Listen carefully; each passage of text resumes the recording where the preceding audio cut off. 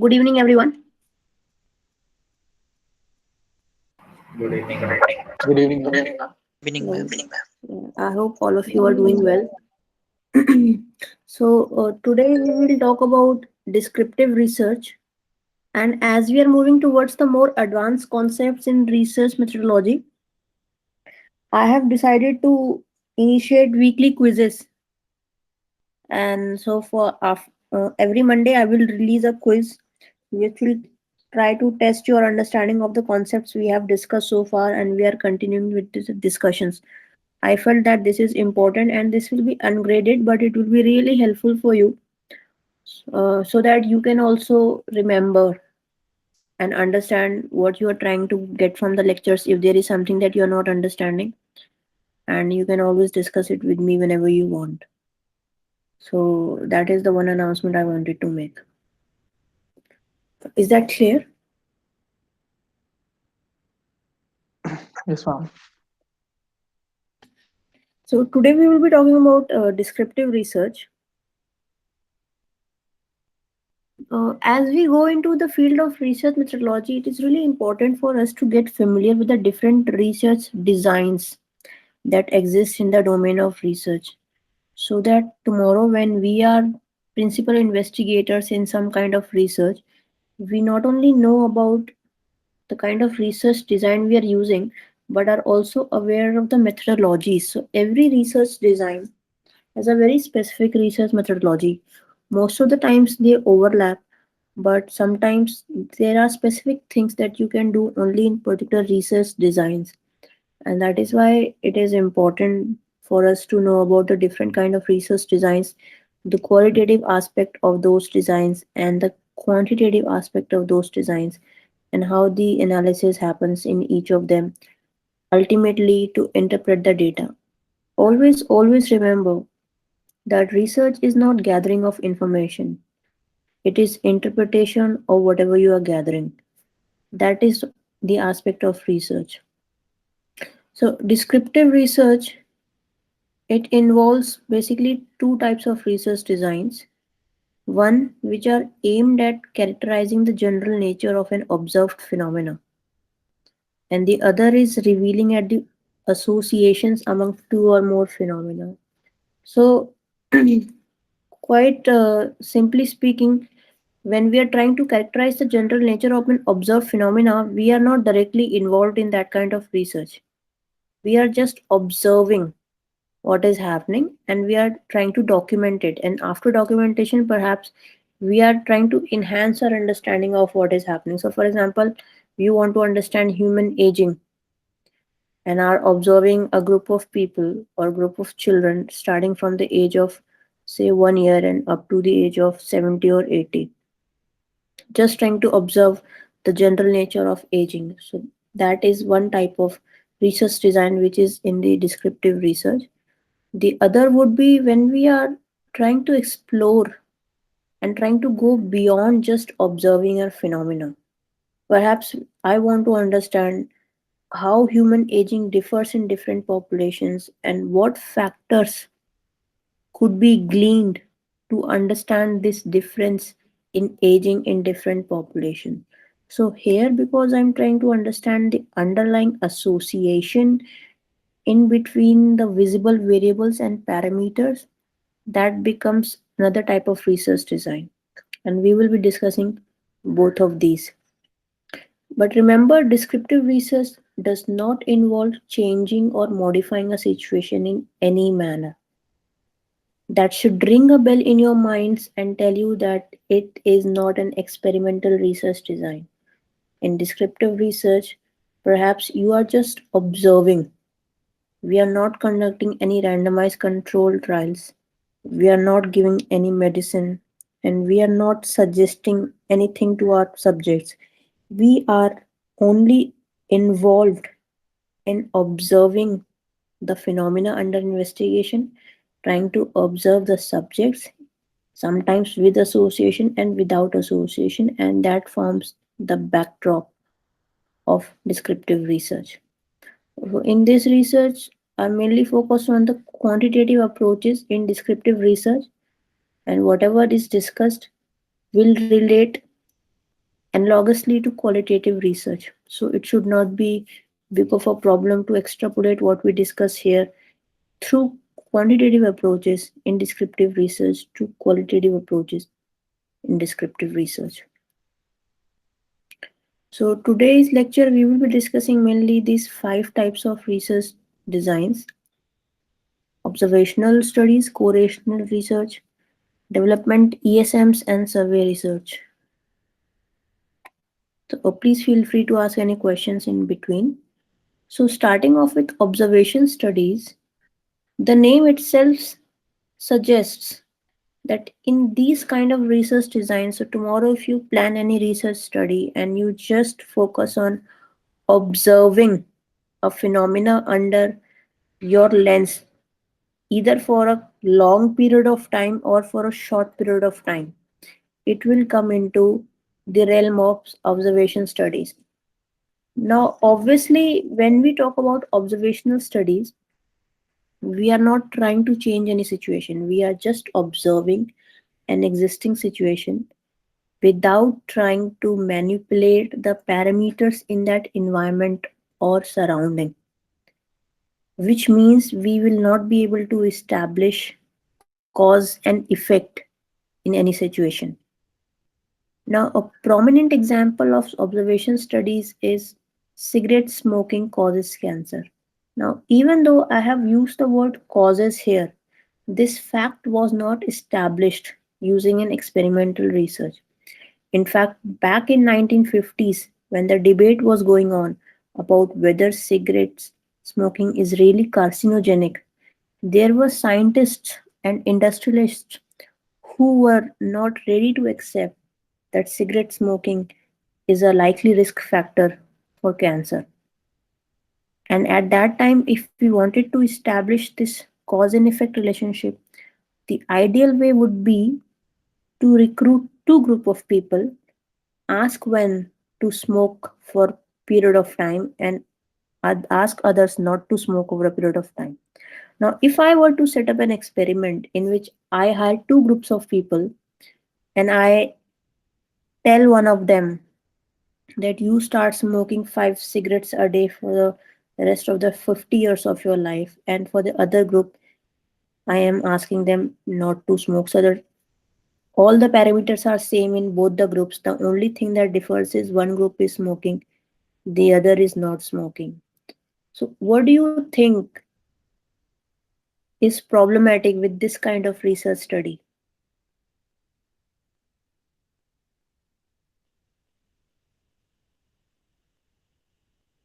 Can you repeat the last point for the question? Yeah, so if you understood the situation of the experiment, I am asking what is wrong with this research design, or do you think there is anything wrong with this research design?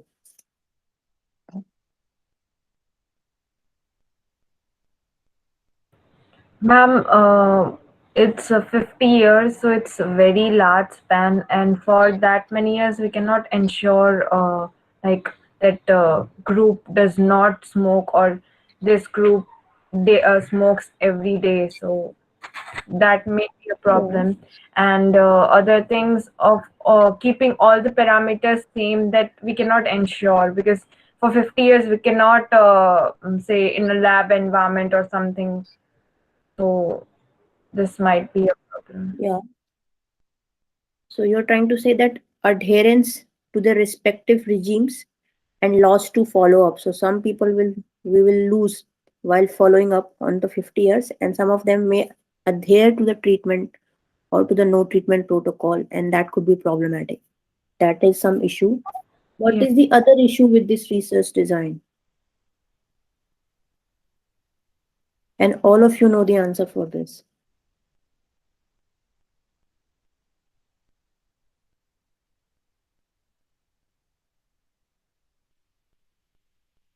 So what is wrong in a situation when I'm asking a group of people to deliberately smoke? It's unethical. Elaborate. Good. Can you please elaborate? Ma'am, we cannot and we should not be persuading people to smoke or not smoke, because it is our research. So, and it is their choice what they want to do. Yeah.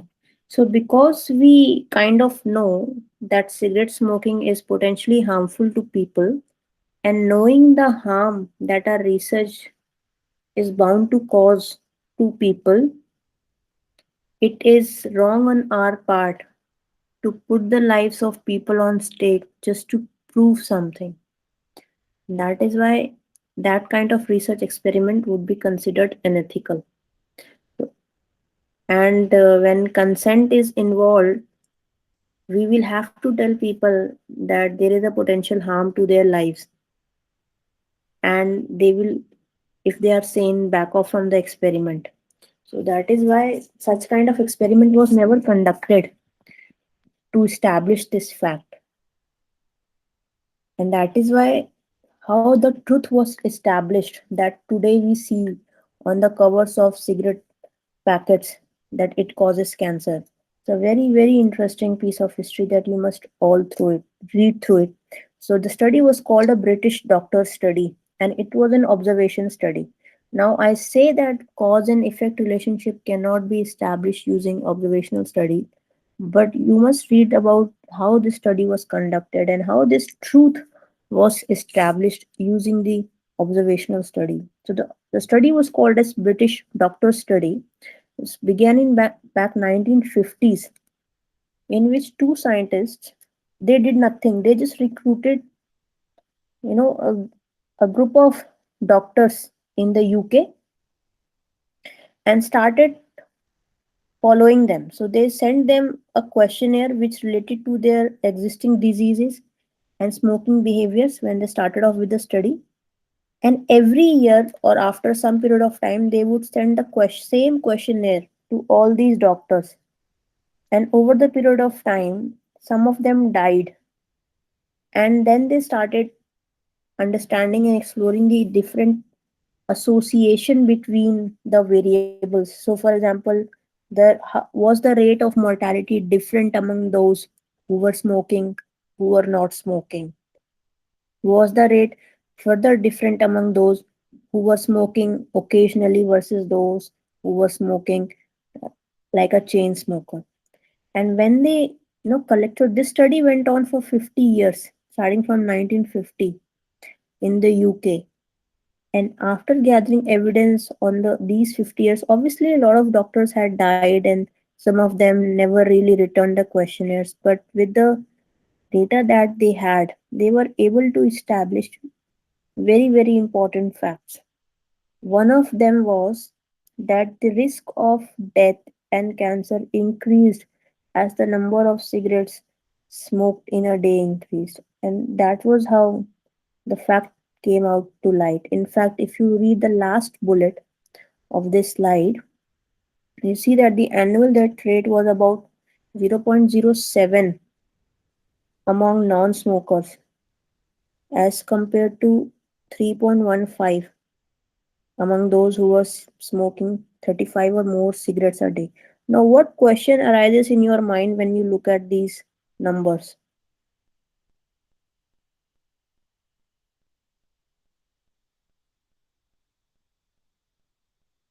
And the comparison between a smokers and non-smokers, Hmm. how they are interrelated. Yeah, but see, look at the number of cigarettes that are being smoked per day. Now, obviously, the argument comes is nobody smokes 35 cigarettes per day, right?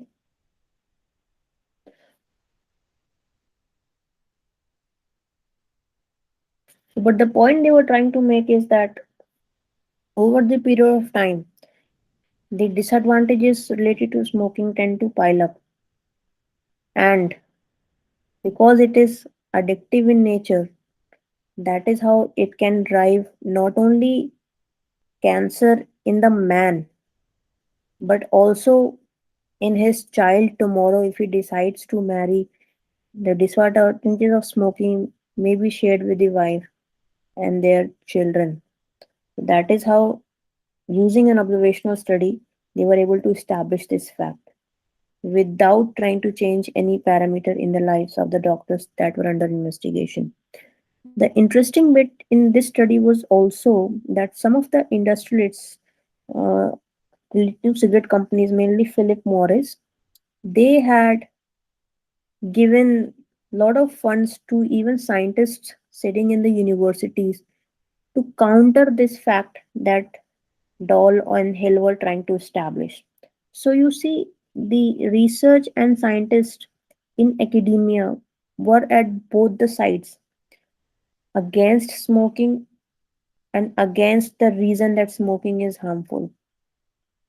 And among those was also a very famous statistician who was involved with industry people and who was trying to show, and his argument was same.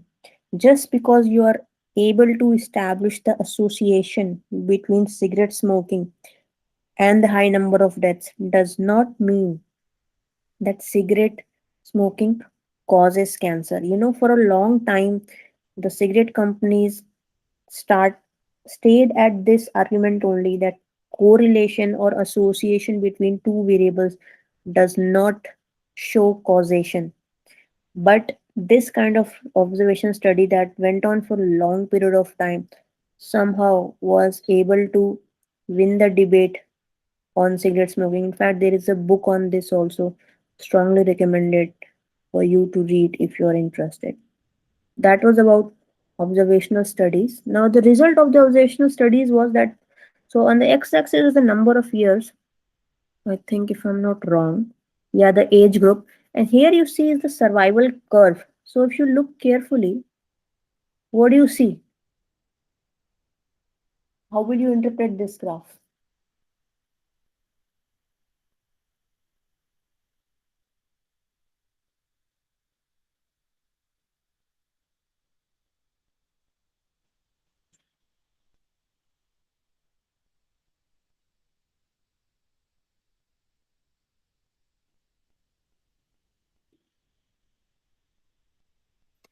Um, Hmm. it shows that the non-smokers and the ex-smokers, they, mm, ma'am, I don't know what is there in the low in the x-axis.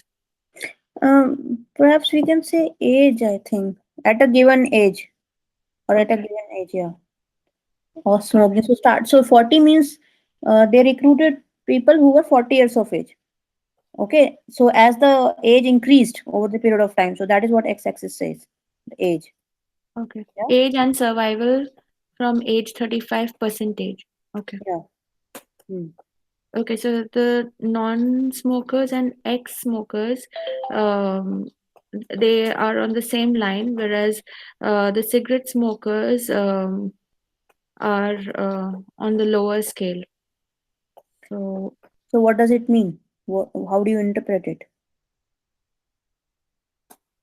mm, The fact you have put forward is right, but what does it show you? What does it tell you? that the survival of non-smokers and ex-smokers is more than the cigarette smokers. At a given age. Yeah. Okay. Good. Anyone else? So if you look at every point on the x-axis, take 50, 60, 70, 80. At a given age, the value of any point on the orange curve is always lower than these points. That means that their survival is lower. That means lower percentage of people are surviving at a given age if they are cigarette smokers as compared to those who are non-smokers or ex-smokers. Is this clear? Is this clear now? The explanation? Yes, ma'am. Everyone? Yes, ma'am. Yes, ma'am. Yeah. Yes, ma'am. Yeah. Ma'am, I have a question. Like, it's only measuring from age 25 to 34 years old, the duration of whether it's the person smoked or not. But if that person starts after 40, so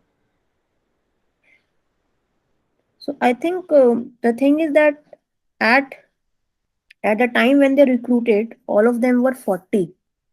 Okay, and not all of them were smoking.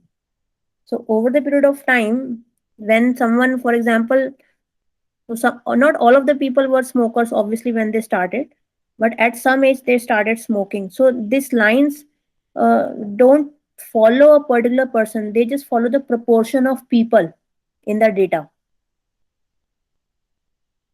Okay, ma'am. right? So they are following so the survival is coming from the proportion of people who were smoking, and after every 5 years, perhaps, if they're sending the questionnaire, then they're trying to see the number of smokers and the number of people who have died due to smoking, and from there they're trying to evaluate the survival. So this kind of analysis is called survival data analysis. It is very common, in which you follow people over years and years of study and try to understand that how the survival is increasing or decreasing. So for example, if there is some medicine for cancer that I have, probably if we have developed on breast cancer, and I want to see what is the 5 year survival of people who are given this vaccine. So you must have heard that after chemotherapy the 5 year survival rate increases, you know, for people. So that is how they maintain, that they try to understand the proportion of people who are still alive after that age, and they are trying to do the survival analysis for the smokers and non-smokers. So what they have done is they have collected the data for all these for perhaps say 60 years, and then they are trying to see at after every 10 years, that how is the survival rate changing. So this is the proportion of people. So similarly, for 35 to 44, you can see the survival curve. Now, as you see that in lower age groups, the gap between these two curves was high. But as the age is increasing, the gap is decreasing. And especially in this particular graph, which is for the highest age group, how will you interpret this particular survival plot? And what does it tell you?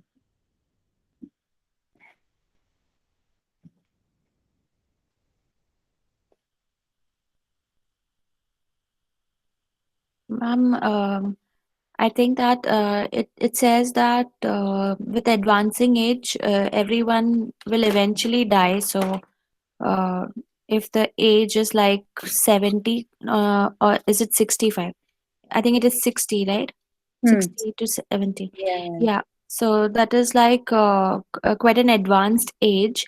So, um, eventually people will die. So, Yeah. In fact, if you see that the line for ex-smokers has now sort of divorced from the non-smokers and is now lying in between.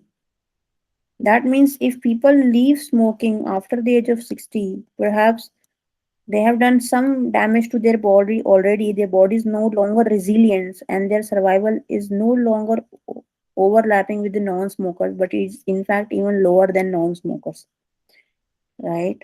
So as age also comes into picture, and if people smoke for a longer period of time, the the, the damage that gets done to their body can be non-reversing in certain circumstances. So that is how this study just observed people over the period of time, sent the questionnaires, and with the vast data that they had for 60 years, they plotted these graphs, and they were able to convince not only the industrial people but also common people that cigarette smoking was actually a cause for death and cancer. So that was about the observational studies. Uh, this slide has a missing heading. So any questions on observational studies?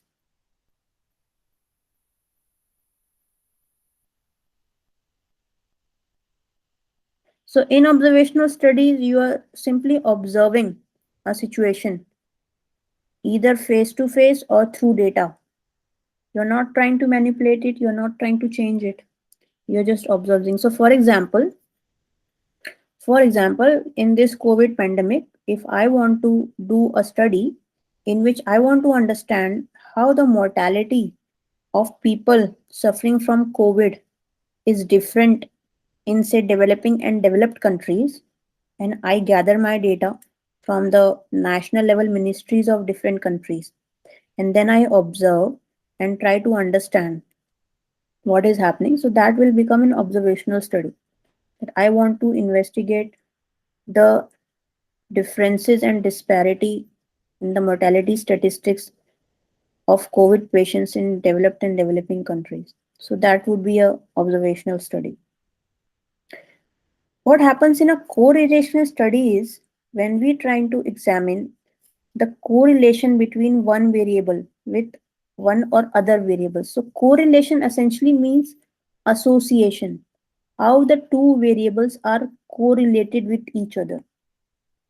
So for example, up to a certain time in humans life, as the age increases, the height increases and weight increases. So we can say that perhaps up to a 20 years of age, there is a positive correlation between age and height. Why positive? Because both of them are increasing. If one is increasing and one is decreasing, that would be negative correlation. So that is why how correlation tells us how two variables are related. So what happens in a correlational type of study is we try to gather data about two or more variables of a particular group of people and then try to understand if there is any association between any two variables. You must have seen in news or in other books that as the variable x increases in its value, the value of other variable y tends to increase. So that would mean that they are positively correlated. And correlation is always talked about in linear terms. They are linearly correlated. Sometimes what happens is the relationship might be there, but it might not be linear. It may be non-linear. But a correlation coefficient from this study may not be able to tell us that, as we will see forward in our study. So, to express and to make you better understand what exactly is correlational study, I've tried to analyze how the mileage of a car depends on the weight of the car. Just for an example, it's a hypothetical example. So, empty cars is a data set in R which has details about the mileage of the car and its relationship with different variables. So when I plot mileage versus weight of the car, and these are black are the data points, and this line is the line of regression. So how will you, and this weight is in the kgs, I think, or I don't know, some tens of kgs, not sure. So when you look at this graph, how do you interpret this graph?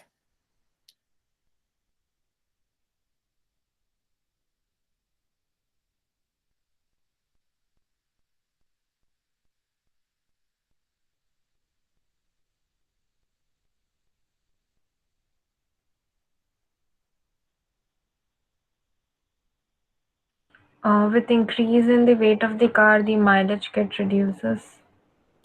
It tends to reduce.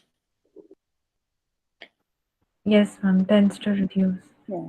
We will never use words like gets reduced because that will ultimately indicate that we have jumped into the territory of association. But no, jumped from the territory of association to causation. So we never use words like impacts, effects. We always say associated. So as the weight of the car increases, or we can say that lower mileage is found to be associated with higher weight of the car, right?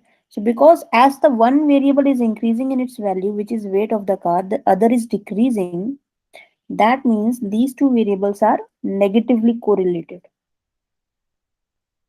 Is this point clear Yes, ma'am. to everyone? Yes, ma'am. Okay, Yes, ma'am. good. So what I have done is simply I have taken two variables from my data. I have drawn a plot. This type of plot is called scatter plot, in which two variables are plotted in a 2D plane. And this line is called the line of regression. What it tells me is that tomorrow, if I want to predict the mileage of the car at weight 2.5, so I have the equation of this line in form of y equal to mx plus c, and I put the value of x 2.5, and 2.5 m plus c will give me the mileage, and the intercept of this one is 30, because at value 0 the y value is 30. So using the line of regression, I can estimate the mileage of the car at any weight. So that is how I have arrived at this line of regression from these data points. In fact, in algebra, there is a way to arrive at a line of regression using these points, which minimizes the distance between these points and the line of regression. So ultimately, the idea behind modeling and prediction is to find a relationship between these two variables or multiple variables. In this particular case, because there are only two variables, a line is the appropriate depiction of the relationship. If there are two variables which are independent and one is dependent, then we would need a 3D plane. And then as the number of variables increase, it would be difficult to see on paper, and that would be defined by a hyperplane. So let's keep the things clear as of now. When we want to understand the correlation between two variables, ideally first we plot those data points and try to see that how the data points tend to behave when we look at them with naked eyes. So for this particular plot, the correlation value was minus 0.867, and correlation lies between minus 1 to 1. That means, and 0 means no correlation. So since it's minus 0.867, it shows that there is a highly negative correlation between two variables. That means negative sign means as one increases, the other tends to decrease, and the magnitude of the correlation means there is a very strong relationship. But what do you think? How would the plot look like if there was no correlation? How would the data points look like? So if I go back to this plot, and if I tell you if there was no correlation between weight of the car and mileage, how would the data points look like, and how would the line of regression look like?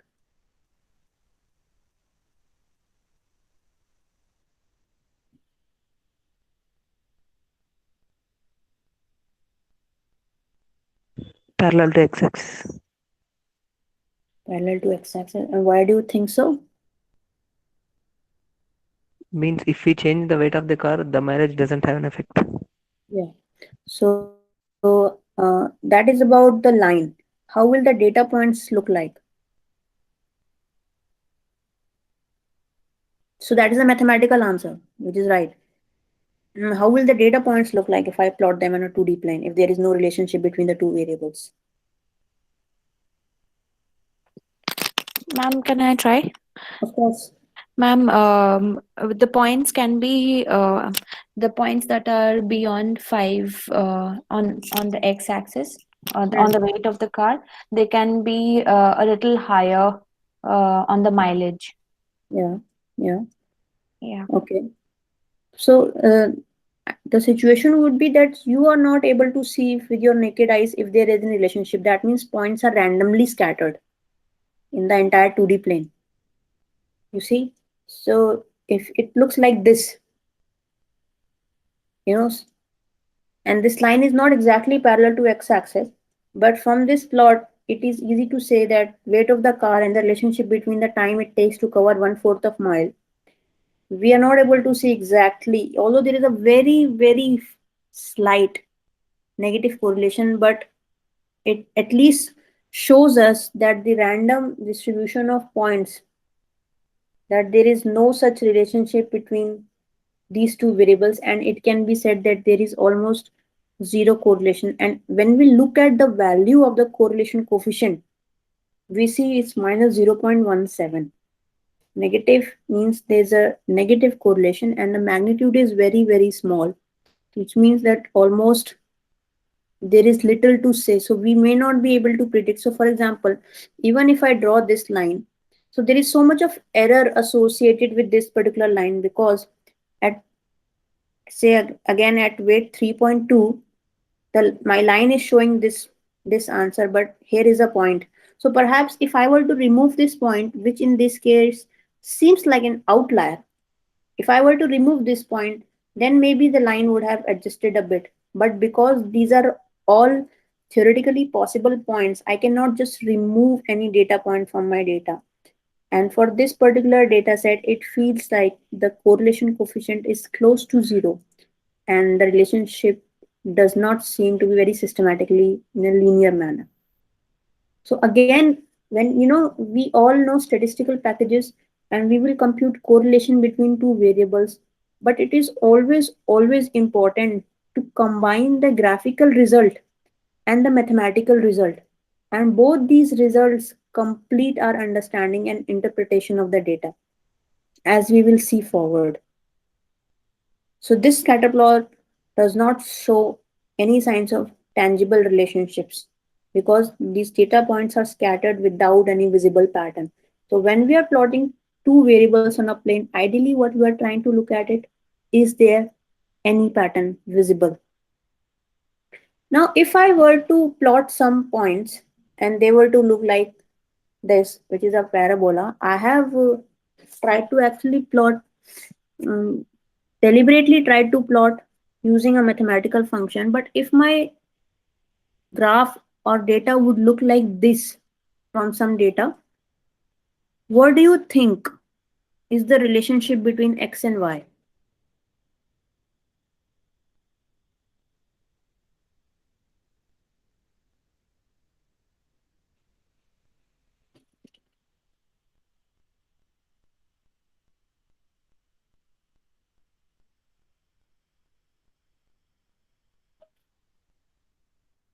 Ma'am, it could be a polynomial relationship.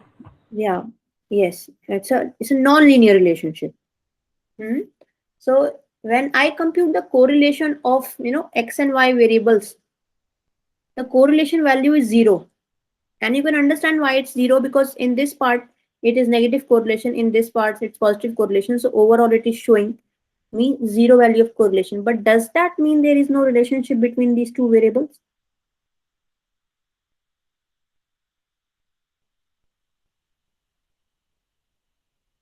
No, ma'am. And why? We can calculate the equation for this graph. Yeah, and because we can see that it's a known mathematical function, and we see that it's a parabolic thing, and the relationship is not linear, it's a curvilinear relationship. So correlation tells you about only the linear relationship between the two variables. And if for this particular situation, if I were to calculate only correlation without plotting these points, I would mistake that there is no relationship between these two variables. But because I have plotted these points also, I can see that even though correlation gives me a value of zero, clearly there is a relationship between these two variables, and the relationship is not linear, but it's non-linear. So the takeaways, the most important takeaways is always plot your data. And plotting your data plus the statistical findings in numerical forms will provide you complete picture of the data. Just because correlation is zero does not mean there is no relationship. In fact, a good thing to remember is absence of evidence is not evidence of absence. Just because I'm not able to see any relationship in a particular data does not mean there is no relationship. So that is important, and always remember that whatever findings we make in our research studies are based on a sample from a population. So whatever interpretation we always make, we have to always say, in this particular data set, we were able to find or we were not able to find. Then another important thing is, as I have discussed, that non-linear relationship possibility should be explored when correlation is found to be closer to zero. Plotting of data points is always non-negotiable. So that was about the correlational type of studies. And if some of you do studies related to data analysis in your thesis, You will come across many such points where you will be calculating correlation between multiple variables to understand how each other is related. So this is just to reiterate the 2 points. Then again, most of the times what happens is, we tend to uh, over interpret our results. So just because two variables are linearly associated does not mean that one is causing the another. So example, weight of the car does not cause mileage to be less. It may be playing a role, but when we look at the theoretical mechanism behind how the mileage is less, and it could be due to some other causative factors, we will understand that just because we found a correlation between weight of the car and mileage to be less does not mean that the reason for less mileage is the weight. Maybe there are other factors which are confounding in nature, which are moderating and mediating this behavior. So that weight of the car and mileage might seem as a complicated example. Let us say, so there is another example. For example, ice cream sales increase and the rate of drowning death increases sharply. So, for example, a man or a woman makes an observation that as the sales of ice cream increasing, the rate of deaths from drowning also increases sharply. And this person says that ice cream consumption is causing the deaths due to drowning. So, what do you think about this observation? Is it justified, No, ma'am, and why not? because they're absolutely unrelated. So, what could be the possible explanations behind the rising deaths? Mm. It could be maybe cold or So, pneumonia. I don't know. so look at the first half of the sentence. In which season the ice cream sales increase?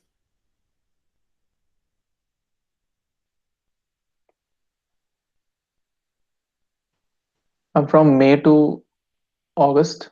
Summers, Summers, huh? right? Yeah. And it is during this time that people tend to go near water bodies, near beaches or waterfalls, right? Summers. Yes, ma'am. So perhaps because there are more people who are going to such places where water is there, so the deaths may be happening because of this. And just because there is a correlation between increase in ice cream sales and increase in deaths does not mean that ice cream consumption is causing drowning. So that is a classic example that correlation does not imply causation. And that is a very, very important thing to remember, because we as scientists become over excited about our findings. And all sciences ultimately the exploration of what is the cause and what is the effect. But sometimes we have to take a step back and tell ourselves that just because two variables are associated does not mean that one is the cause of another. For cause and effect relationships, we need experimental studies. We need long term experimental studies in which people without any disease are followed over a period of time. And then we assess their different parameters. So essentially what happens in long-term experimental studies, which is the topic for next lecture, is so for example, if I were to take a sample from your class only, assuming all the baseline factors are same for all the students in the class, I make two groups of 10 each, and I start giving one group some suggestions about exercise and nutrition, and for other I do not provide any suggestion. And after 5 years or so, I test each other's fitness levels and health levels. And just because all the baseline parameters were same, only one group was receiving some kind of intervention, I can reasonably say that whatever difference I see in the fitness or health of the two groups can be attributed to the intervention that was given to one group, which is called as the control group. So it is the experimental studies which can establish the cause and effect relationships. So, for example, in situations when a research wants to study a particular characteristics changes with time, there are two types of developmental designs. One is cross-sectional study and other is longitudinal study. In cross-sectional, so think of cross-sectional study like a snapshot in time. So you take your camera and you click a photograph.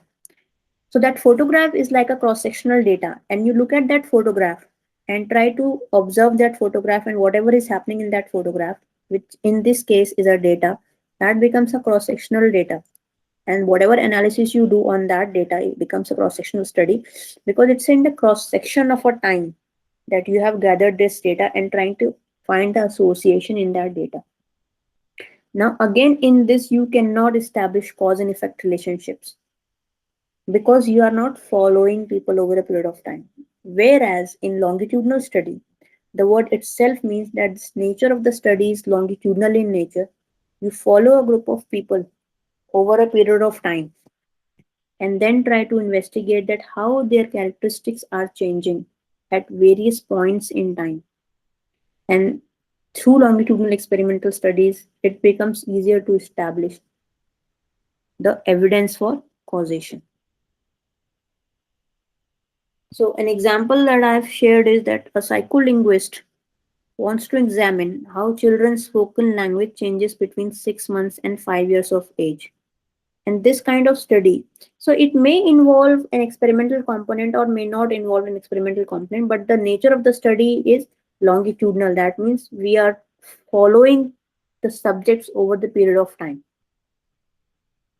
And when the data gets gathered, we can have different variables, try to assess the correlation between the variables and try to express our findings of the result studies. Correlation studies are easier and more expedient to conduct than longitudinal studies. So, what do you think would be the possible drawbacks of longitudinal studies?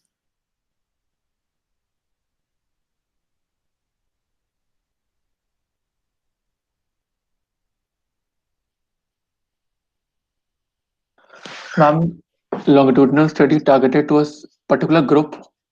Yeah, So from that, we cannot predict or we cannot say for entire, we cannot interpret for the entire data set or for the entire population uh, since it is targeting or focusing towards a single group or a certain group of people. yeah. So we always do research on the sample of the data, and whatever we find from that sample, we try to extrapolate to the population. But the point you're trying to make is we cannot interpret it for the entire population.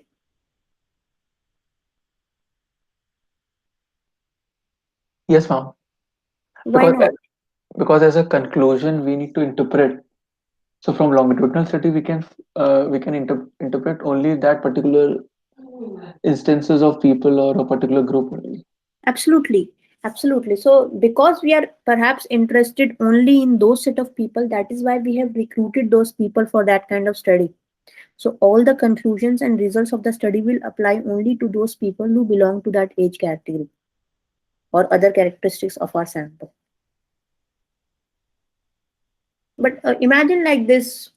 So, because longitudinal study involves following people over a period of time, it might happen that you know people's life keep on changing and they're uncertain. We might lose people to follow up. Just maybe they'll choose to leave the city, or maybe they choose to participate, no longer participate in the study, or somehow their address gets changed and we lost contact with them. So these kind of problems, which are very genuine in longitudinal study, and that is why data set tends to decrease over a period of time. Some people even died during the follow-up of the study. So the drawback of longitudinal study is that it is very expensive, resource intensive, and has a big gap that we tend to lose people as the study period increases. Whereas in cross sectional study, it might not be so because we are observing a group of people at a point in time. But then again, cross sectional study design is less robust than longitudinal study design because we cannot tell the entire picture looking at just one film. Whereas in longitudinal study, we see a series of events, and that is why our conclusions are more robust. So both the studies have their own drawbacks and advantages. Most of the studies in our world are cross-sectional in nature because they are less resource intensive, easier to conduct, and longitudinal study require a lot of money, a lot of funding also, and not to forget people. So the expense is quite high, and that is why you won't see much of the longitudinal studies. Some of them are getting conducted and which have been conducted for a long period of time, but major of the studies that we do are cross-sectional in nature.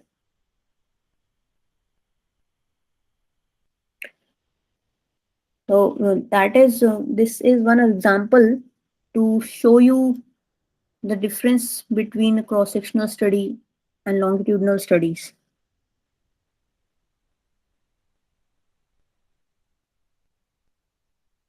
So you can go through it when you go through the slides. It just tries to show that if I sample people who are aged 20 years and 70 years, okay, and measure their ability to critically read or critically analyze at various scenarios, and find out that the critical ability of 20-year-olds is more than 30-year-olds at a cross section in time. So what would that mean?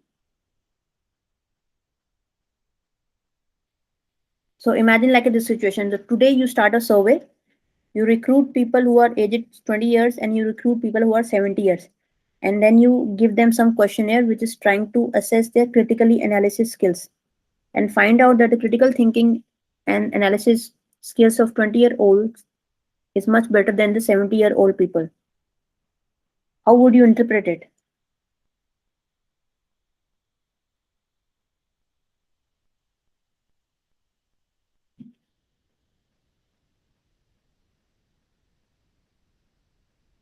Ma'am, first ask for what scenario they are assessing, like how they are assessing the critical thinking ability on what basis.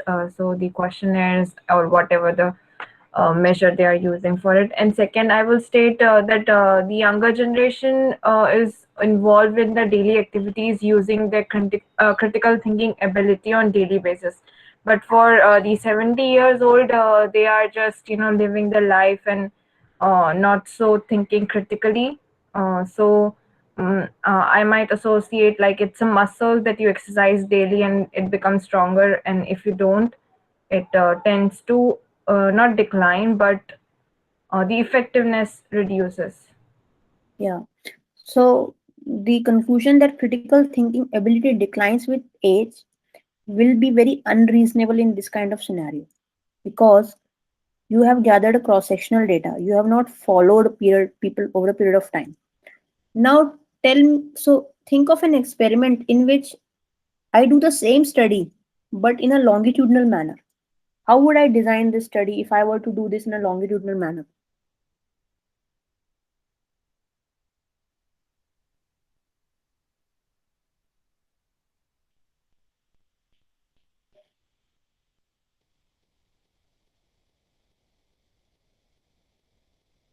Ma'am, I think we have to divide the age group or Yeah, no? go on. To divide the age group and So suppose I want to establish that critical thinking ability declines with age. Okay, this is my goal. hmm. So how will I design my experiment such that I am able to show or refute this claim that critical thinking ability declines with age? How will I design my experiment?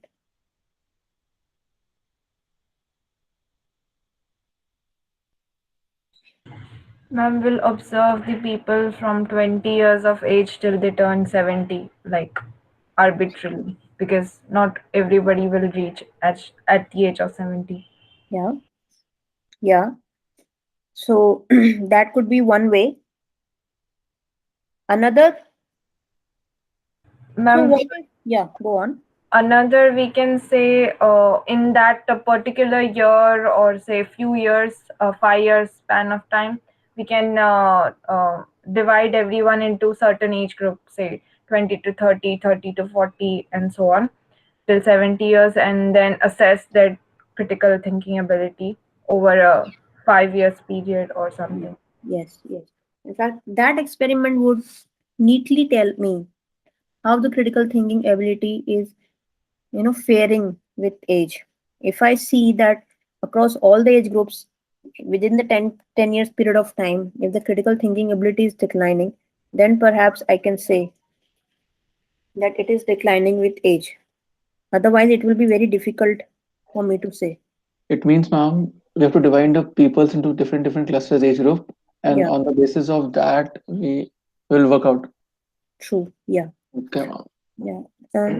And I'm aware it's 5 o'clock and we are not yet finished. So I can continue if you want, or if it's too much for you, maybe we can continue it tomorrow. What do you think?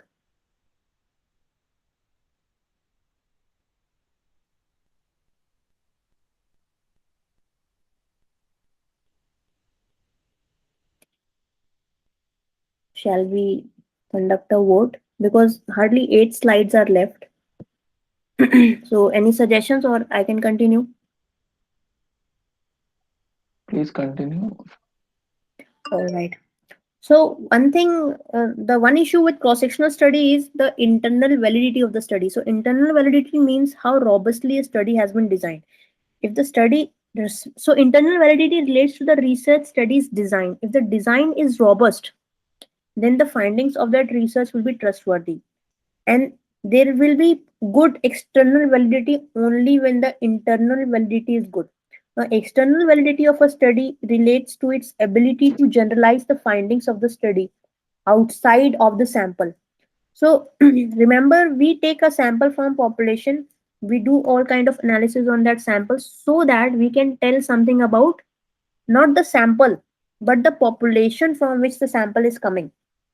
The idea of taking a sample is always that, so for example, if there are impending elections and I want to see which party is going to win, I take a sample which is representative of the population. The word representative is very important. If the sample is biased and it does not capture the distribution of people in my sample, then the findings of my study will not be good no matter how big the sample is. So you see, even if so Gallup polls you might have heard who conduct research for electoral votes. There was once a study which recruited thousands and thousands of Americans and predicted that one party would win, but actually, in reality, it was the other party who won. And when they went back to see where they went wrong, they realized that their sample, even though the data size was huge, but it was not representative. And that is why the external validity of the study was compromised. So, that is something which is very important to keep in mind when we talk about different kind of studies. So ultimately what we are trying to do is we are trying to extrapolate the findings from our sample to the population.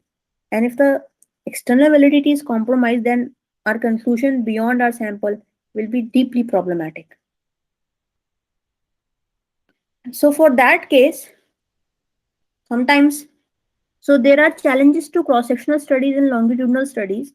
So sometimes to overcome these challenges, we have something called as cohort studies or cohort sequential studies, in which again they are absolutely absolutely observational in nature. They are not experimental. So as you can see from this plot, at some point in time, we recruit healthy individuals and divide them into two groups, obese and lean. And currently they don't have any heart attack or any myocardial infarction problems, and we are following them every 2 years. And then we are comparing the incidence of heart attack in both these groups. And because these are randomly selected from a population, we can reasonably assume that their all the characteristics are almost similar. That means it's a homogeneous sample. So the characteristics which are distributed in obese and lean are fairly same, except for the fact that one of them is obese, other is lean, and then they are free from any heart situation, and we are following them over a period of time. And then we compare the incidence of heart attack in obese group and lean group, and then we can attribute this heart attack to their existing condition. So this kind of study is called as prospective cohort study, in which I am following group of people, you know, and then trying to understand the outcome of the study. So it has a longitudinal component, right?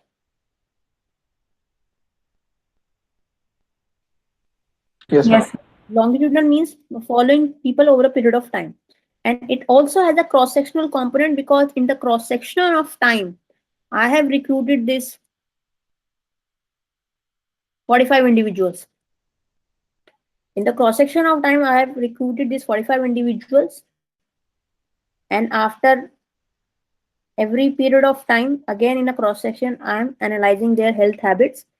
And through this, both the cross sectional and longitudinal component, I am able to assess how the incidence of heart attack is changing in both these groups. So this is called as a cohort study. Now, as you can imagine, this is very resource intensive, time intensive, and so even though after 2 years it is showing me exactly the same number of people which were recruited, but there will be cases where I will lose people and I will not be able to understand their case, whether they died of heart attack or they are still living. And that will be the limitation of cohort study. So, evidence in science is very important, but it is also very expensive.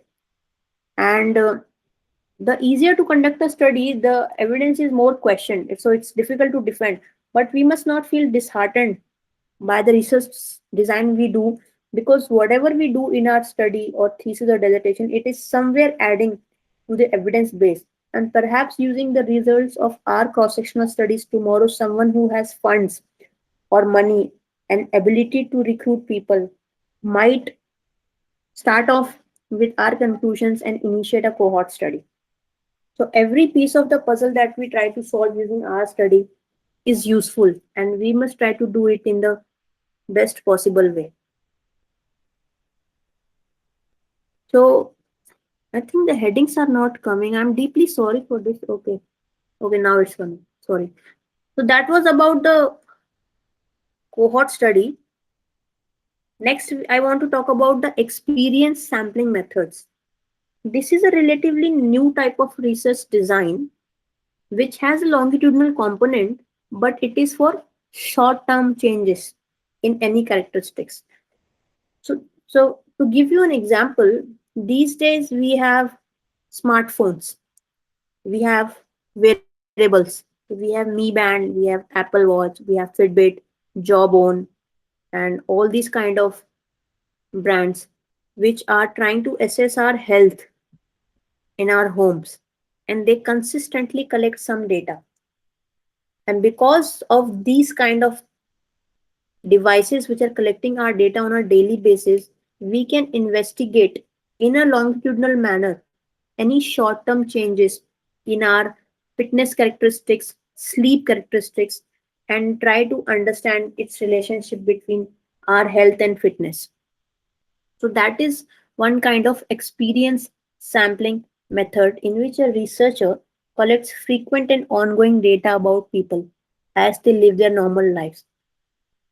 And how is it different from longitudinal studies?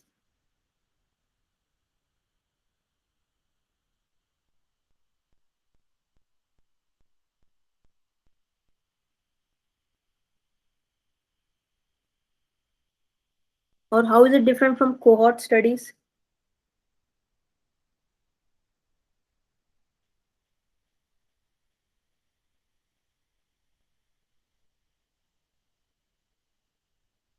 Ma'am, here the device is doing our work. It will decide on its own when to like sample the data and all that. Yeah. And So the thing is that we have get rid of the questionnaire, right? We are just taking data from client side or user side, and whatever data is getting collected, we are using it and analyzing it. So in that way, there is less hassle to the subjects also, because the data they are anyway getting collected, and that is how we are using it. The only thing is that we have to talk to them and collaborate with them so that perhaps sign an a confidentiality experiment, that their data will only be used for research purposes and their identity will not be disclosed in any manner.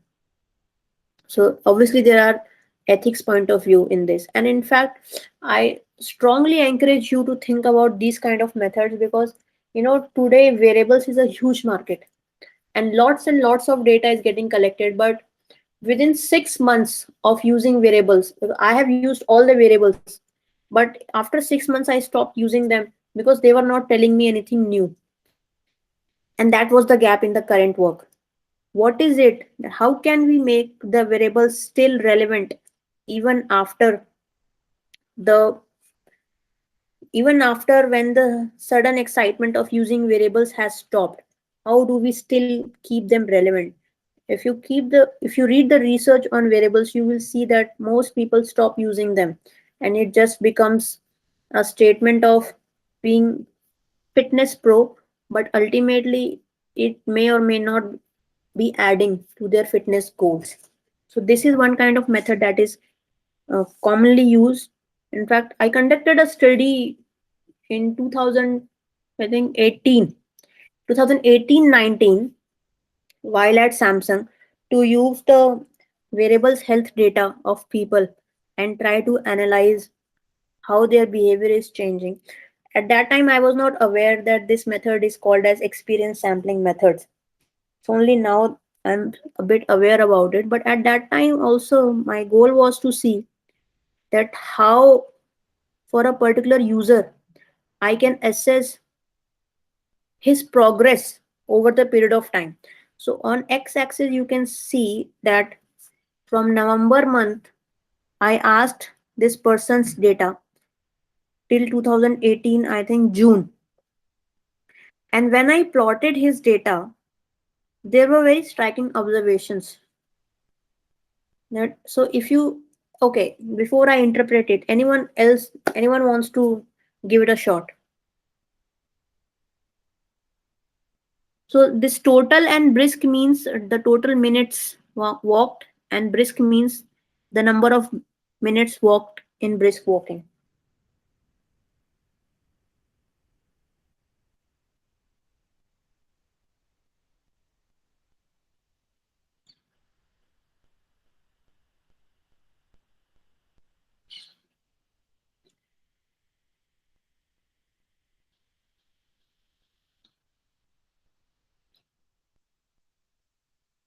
The time the person used the variables was declining over the time because the minutes data is getting lesser and lesser.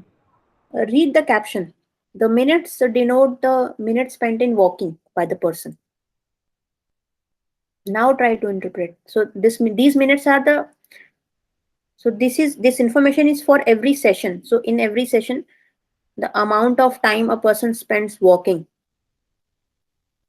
So these are those minutes. Is it clear now?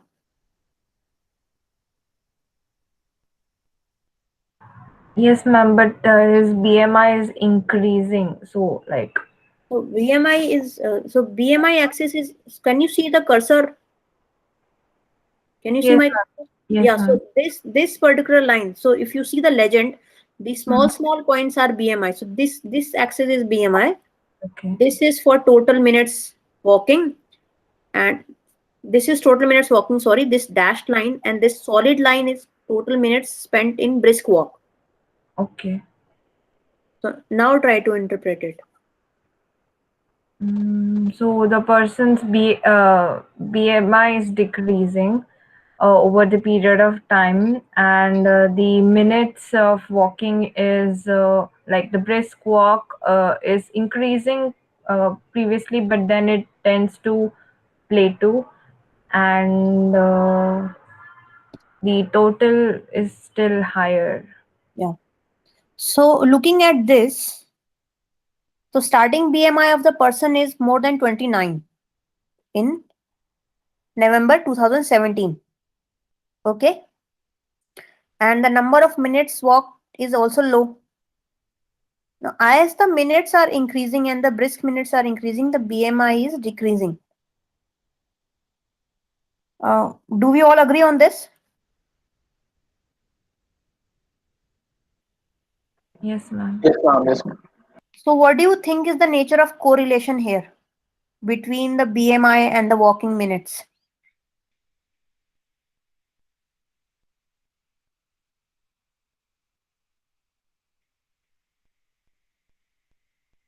So when the this walking is increasing, ma'am, BMI is decreasing. Yeah. So, what is the nature of correlation? Person was dropping weight. Yeah. So, is it negative correlation? Is a positive correlation? What would be the sign of correlation coefficient if I were to compute? Negative correlation. Yeah, it will be Because negative. yes, ma'am, because there is no direct relationship. Why not? One variable is increasing, the other is decreasing. Yes. Relationship is there, but sorry, they are not directly proportional, right?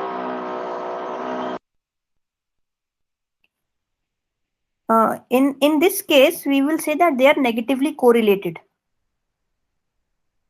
because as the total minutes spent in walking is increasing over the period of months, I can see that BMI is dropping. So tomorrow, if I were to plot the walking minutes versus I will see a negative correlation. As you can see, it is clear. See, one variable is increasing, the other is decreasing. So there has to be a negative correlation. So using the experience sampling method, so this data was directly taken from the mobile of the person. And using that data, we could show, as the student has also pointed out, that BMI is decreasing and the plateau is happening.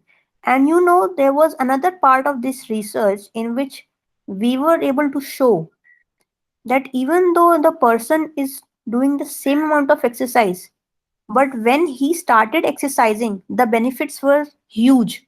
But over the period of time, the benefits plateaued. And his BMI, you won't believe, it stuck at near 26.5 because his body had adapted to his efforts. The body was not getting challenged anymore. And that is why the benefits were not very visible. And these are the kind of information that the user wants, and they are not being currently given to them. And this kind of information can be convincingly given only if we know how to play with the data with right questions and right problem statement. And that is why it becomes really very important to not just think in mathematical or technical terms, but to think in terms of how the recipient of my work will be getting will be benefited from the findings of my work. You know, when your thinking goes from people comes from people to you, then it becomes easier to plan your research designs. So that is one example of experience sampling methods. I wanted to discuss it with you. In fact, in your own homes also, some of you might be having mobile phones in which there is a step tracker or there is a pedometer, and you try to identify the number of steps you walk over the period of time in a month or especially in lockdown, and then you plot your own data with your BMI. You might also be able to see some of the interesting things about your own health. So that type of thing is called experience sampling method. It is longitudinal in nature with less hassles and short term research findings. So far we have discussed these three kind of research design. Now we come to survey research. Survey research is very widely used, in which a researcher obtains information about one or more groups of people about their behaviors, opinions, and things which are important not only to the researcher but also to people, because ultimately the objective of research is to improve the understanding about our human world and ultimately to improve the lives of people we are talking about. Survey research again has a cross sectional component because we are trying to capture a moment in time. We don't know anything before that, we will not know anything after that. So survey research, for example, if I'm in an e-food marketing industry and I'm trying to understand how my firm is, how is the customer satisfaction with my company's food delivery. So I will conduct a survey based research and try to identify how happy or how sad my customers are. So that is one kind of survey research. But we cannot be overly dependent on it because, as the Greek philosopher says, change is a very permanent constant of our life. So we have to be very mindful about that. So there are different ways to do survey research, typically face to face interview, telephone interview, or a written questionnaire. And all these methods have their pros and cons. A face to face interview generally gives us more information, and there are different ways to do face to face interviews. So sometimes when you talk about survey research, you would ideally make your own questionnaire, which will be standardized questionnaire, and you will be sending this questionnaire to every person in survey research. Whereas if I am to do a face to face interview, the interview could be structured in nature or semi structured.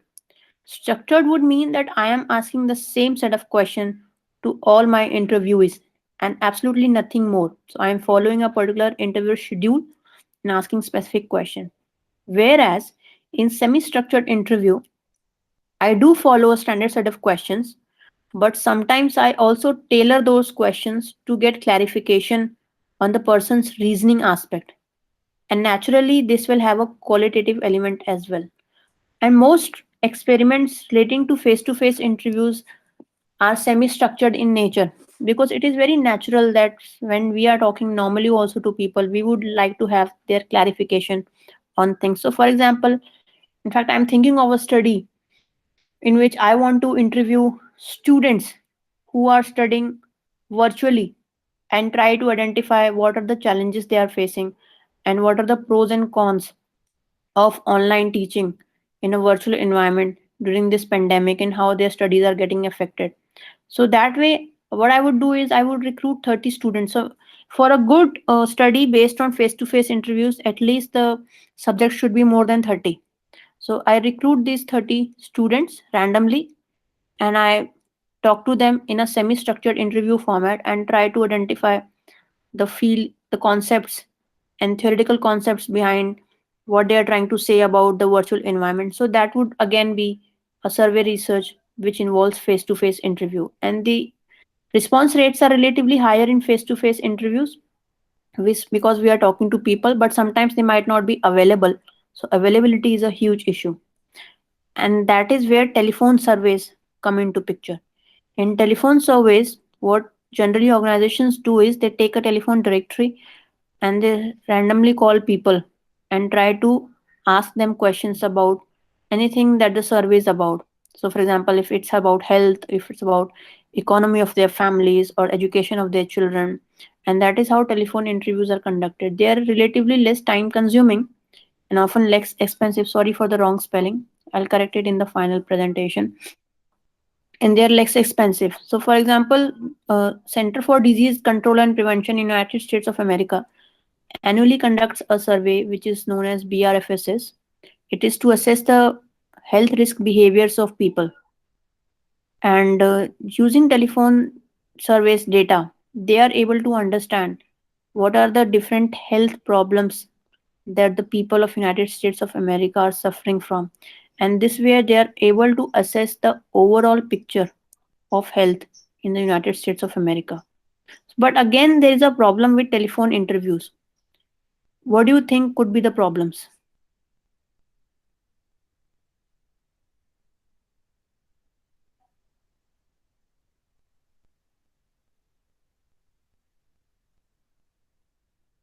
Ma'am, we cannot ensure that it's unbiased thing because we are although picking randomly, but the telephone book might be ordered certain way or maybe. Yeah, maybe people who form the part of our survey, they do not have mobile phones at all, right? So in this way, we are systematically sidelining those part of population which are crucial for study, but we have not included them, and that is how bias might come up. That is one drawback of telephone interviews, right? And these days, face to face interviews are getting replaced by video conferencing interviews, which are also becoming very popular. So, the concept of face to face interviews is that when you look at people in their face and when they look at you, so it's easier to create a rapport with each other. And it seems very genuine. So that is why, but face to face interviews are not always feasible. So feasibility of research is also an issue. And that is why, with the resources that we have, with the time we have, we always have to assess the feasibility of the study. And depending on that, so if tomorrow I want to conduct a survey research, I know the goal is quite ambitious, but depending, so perhaps because the student semester is going on, I might not approach them during this time because they're already very packed up with their academic responsibilities. Perhaps after the end of the semester, when they are also relatively free, I might be able to approach them in a better manner. So all these kind of things and aspects have to be taken into account when we plan a survey research. So it is good to remember that when we are asking for data from other people, we should be grateful for to them that they have decided to spend a time of their lives to help us provide data. And that acknowledgement is extremely crucial. Always remember that when tomorrow you are involved in any kind of survey research. In fact, MBA students generally in their thesis and dissertations uh, do a questionnaire based study in which they are trying to understand the behavior and attitude of their customers related to any project. So these kind of studies are very, very common in management kind of situations. The last one is questionnaires. Again, questionnaires should be, it seems that it it's the most easy kind of a study, but designing questions for a questionnaire is one of the hardest tasks, and it is one of the skills, I would say. So it takes time to create them. Generally, today, if you want to do some questionnaire based study, I would ideally encourage you to first look if there is any questionnaire which already exists related to what study you are trying to do, and try to use that form after assessing its validity and reliability rather than creating your own form. If there are some questions which are not in that form, you try to introduce your own questions in that questionnaire. Remember that questionnaires have a low response rate. Finding the people who can fill your questionnaires is difficult. Normally, in these times, what students do is they post their questionnaires on internet, on media, and social networking sites. But again, there is one bias that comes into picture. What is that bias?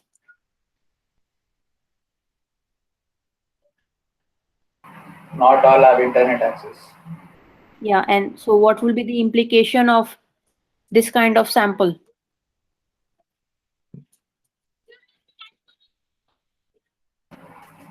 Uh, the people who cannot afford internet may be missed out of the test. Yeah, so because my sample may not be representative of the population, the data that I will gather and the subsequent analysis that I will do on the data will have the problem of which kind of validity, internal validity or external validity.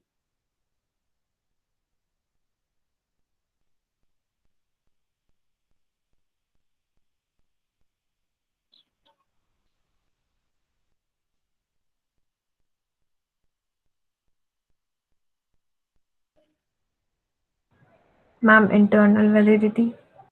And why? Ma'am, because the data is itself biased from inside, then what will we generate from Okay. So, see, when we talk about internal validity, we talk about the research design. So, in this case, internal validity will relate to the questionnaire design, the kind of questions in the questionnaire. So, if my questionnaire is flawed, then that will be the issue of internal validity, because internally the data that I'm gathering is not accurate. It is not about the data points. Now, if I say my data points itself are not part of the right sample, whatever analysis I do on them and whatever conclusion I make, it will not apply to the population. So, my ability to generalize from the sample which has been collected from internet users is compromised. And that is the issue that directly relates to external validity of the study. So the external validity of the study has been compromised because my sample is not representative of the population. So now you understand the difference between internal validity and external validity. yes, ma'am. So it will be a deeply problematic aspect of external validity. So make sure you list these at least in your research or in your report, that because the nature of the study was questionnaire and the questionnaire was given to people who had internet access, there is a chance that we might have missed some of the subjects crucial for this kind of research who did not have internet access. And that is why the results of this study must be looked in proper context of this limitation. So it is good to acknowledge the limitation of your work straightforwardly in your written reports and when you document your findings. So this was the end of our lecture on descriptive research, and hopefully you got some overview of different kind of research. In the quiz, what I will do is I will give you different scenarios and I will ask you to write about what kind of study you think it is. There will be some graphs also in which I will ask you, there will be very simple graphs in which I will ask you to interpret the correlation between these two variables. And they will not be theoretical questions, but they will be situation based questions which push you to think critically and answer the question. Some of them may involve giving an answer in one line sentence, but most of them will be MCQs based. So based on this lecture, I will try to create a quiz. We'll upload it on Monday. It is ungraded, but that should not mean that it has to be taken lightly. It is for your own understanding of the different kind of research designs. So, and next Friday, we will be talking about experimental studies. And by that time, I'm sure you will be able to finish off with this quiz. And if you have any questions um, about this lecture or even after finishing the quiz, please do not hesitate to reach out to me. So that was for today. Thank you for extra 31 minutes. Are there any questions you want to ask?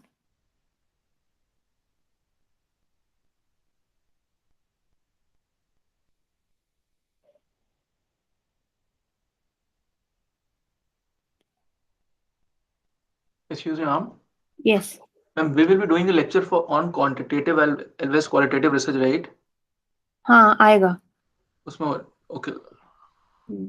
And on the basis of that, we will do interpretation and all that. Okay. Yeah, I have decided to include a component of some amount of data analysis in those lectures. Yes, ma'am. Yes, ma'am. Yes, ma'am. That will Yeah, be beneficial. Yes. yeah, I have decided that. Yeah.